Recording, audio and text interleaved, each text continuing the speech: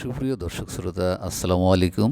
সঙ্গতি অসঙ্গতি ইউটিউব চ্যানেলের পক্ষ থেকে সাথে আছি আমি শাহিনুর রহমান। সাম্প্রতিক প্রেসিডেন্সিয়াল নির্বাচনে ইরানের কোনো প্রার্থীই 50% বেশি ভোট না পাওয়ায় ভোট গড়াল দ্বিতীয় দফায়। প্রথম দফা নির্বাচনে সবচেয়ে কম ভোট পেয়ে ছিটকে গেছেন খোমেনির ঘনিষ্ঠ বাকের কালিবফ। 94 লাখ ভোট পেয়ে সায়েদ জালিলি রয়েছেন দ্বিতীয় অবস্থানে, আর 1,04,00,000 ভোট পেয়ে মাসুদ পেজেশকিয়ান নিশ্চিত করেছেন তার প্রথম অবস্থান।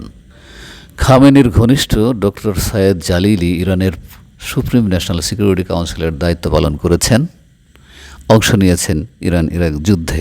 পাশ্চাত্যের সাথে ইরানের পারমাণবিক চুক্তির ক্ষেত্রেও তিনি করেছেন মধ্যস্থতা, ছিলেন রক্ষণশীল অবস্থানে। অপরদিকে প্রেসিডেন্ট মাহমুদ আহমদিনেজাদের সরকারেও তিনি ছিলেন ইউরোপ ও দক্ষিণ আমেরিকা অঞ্চলের উপপররাষ্ট্রমন্ত্রী।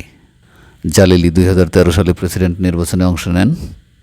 এছাড়া 2021 সালে প্রেসিডেন্ট ইব্রাহিম রাইসির সমর্থনে প্রত্যাহার করেন তার প্রতিদ্বন্দ্বিতা।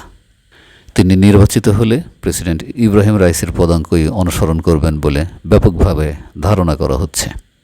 অপরদিকে সংস্কারবাদী প্রেসিডেন্ট মোহাম্মদ খাতামির উপস্বাস্থ্যমন্ত্রী ছিলেন মাসুদ পেজেশকিয়ান, পালন করেছেন স্বাস্থ্যমন্ত্রীর দায়িত্বও। তিনি নির্বাচিত হলে তিনি হয়তো ভিন্ন পথে হাঁটতে পারেন বলেই পাশ্চাত্যের ধারণা। হয়তো ইরানের পররাষ্ট্রনীতি পাল্টেও যেতে পারে। যুক্তরাষ্ট্রের সাথে সম্পর্ক স্থাপনে আগ্রহী হতে পারে ইরান। হামাস আগের মতো সমর্থন নাও পেতে পারে। তবুও খোমেনি যেখানে শেষ কথা, সেখানে পেজেশকিয়ান কতটুকু সফল হতে পারেন, কতটুকু ইউরোপ, আমেরিকা, ইসরায়েলের মন জুগিয়ে চলতে পারেন, কতখানি রক্ষণশীল খোমেনিজম থেকে বের হয়ে আসতে পারেন, কতখানি উদার হতে পারেন, ইরানের জনগণের জীবনযাত্রার মান কোথায় নিয়ে যেতে পারেন, কতখানি উন্নত করতে পারেন, তা ভবিষ্যতই বলে দেবে। সুপ্রিয় দর্শক শ্রোতা, এতক্ষণ আমার সঙ্গে থাকার জন্য ধন্যবাদ।